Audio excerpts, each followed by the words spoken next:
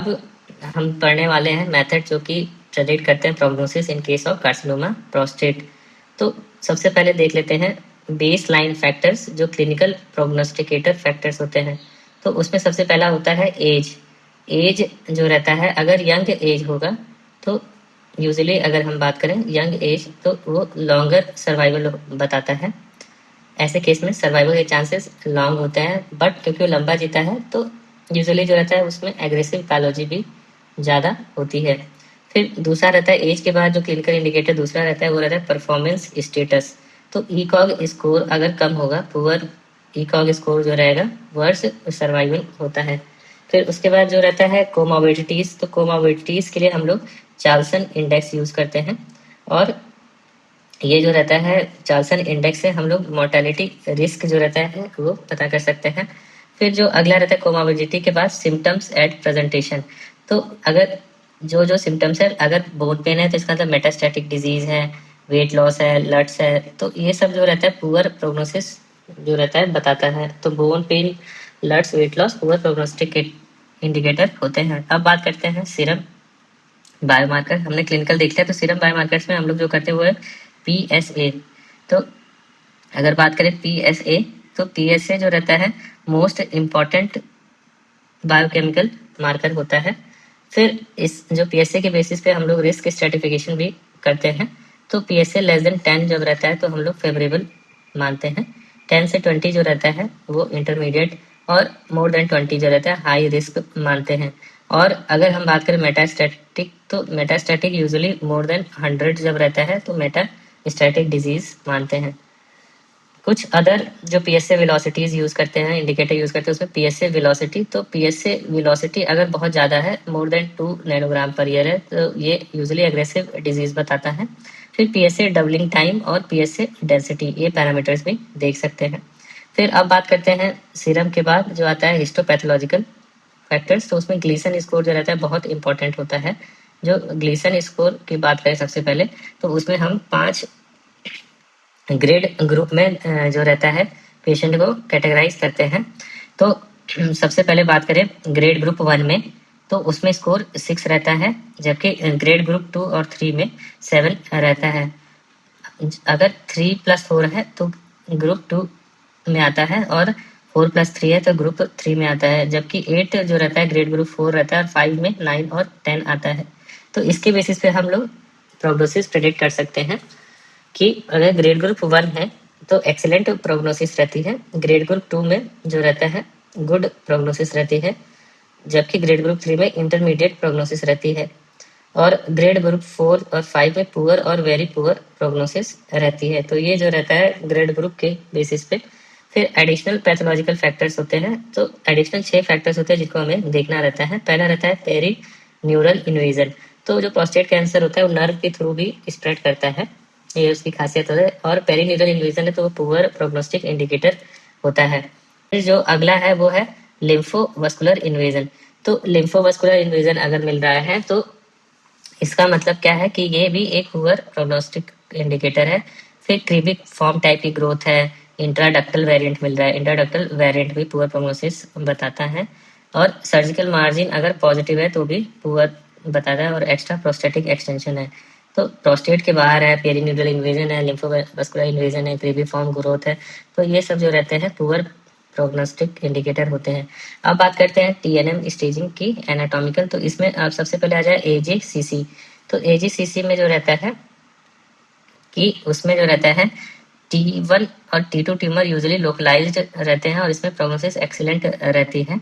जबकि अगर हम बात करें T3 ऑनवर्ड्स, तो T3 T4 जो रहता है वो लोकली एडवांस रहते हैं, जिसमें T3A की इंटरमीडिएट प्रोग्नोसिस होती है, और T3B और T4 की पुअर प्रोग्नोसिस होती है।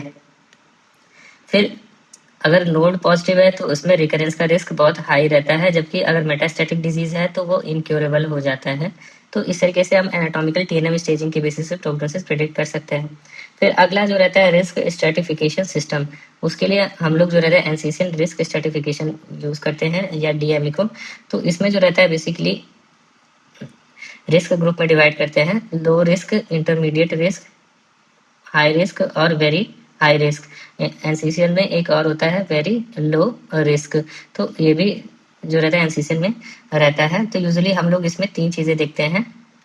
पहला रहता है ग्लीसन स्कोर जी, दूसरा रहता है पीएसए पी, और तीसरा रहता है टी स्टेज। तो जीपीएस होता है ये। तो अगर हम बात करें पीएसए जो रहता है अगर 10 से 20 के बीच में है तो वो इंटरमीडिएट होता है। लेस देन 10 जो रहेगा वो लो रिस्क रहेगा, और मोर देन 20 हाई रिस्क रहता है।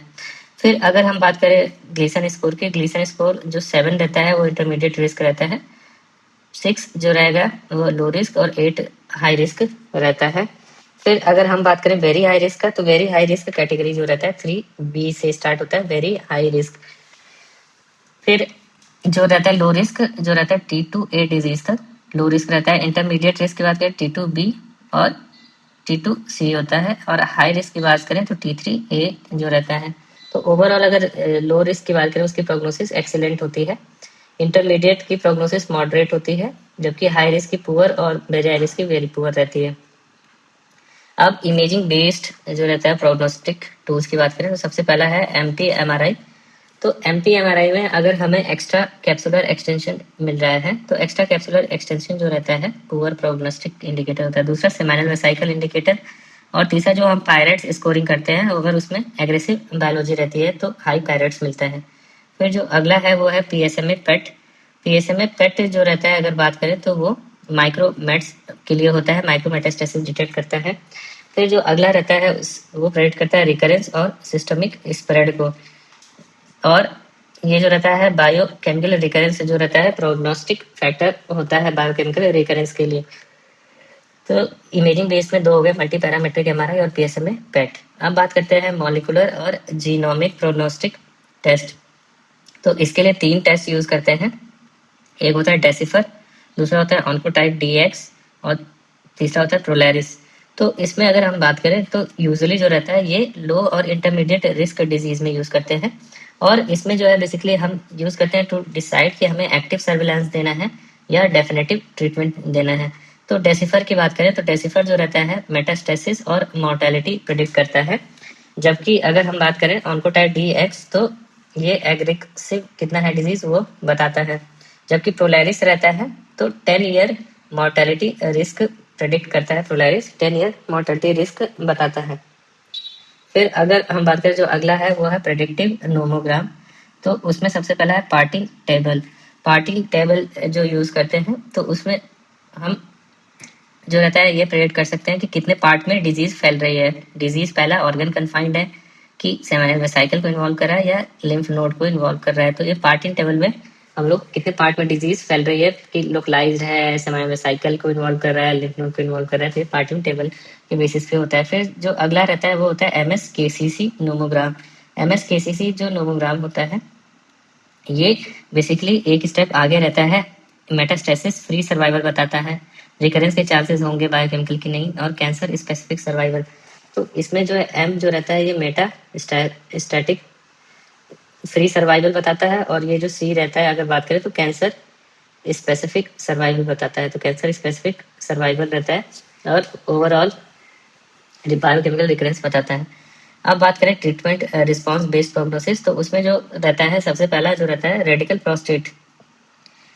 तो जब हम रेडिकल प्रोस्टेट करते हैं तो उस समय जो प्रोग्नोस्टिक इंडिकेटर होता है वो होता है PSA नादिर।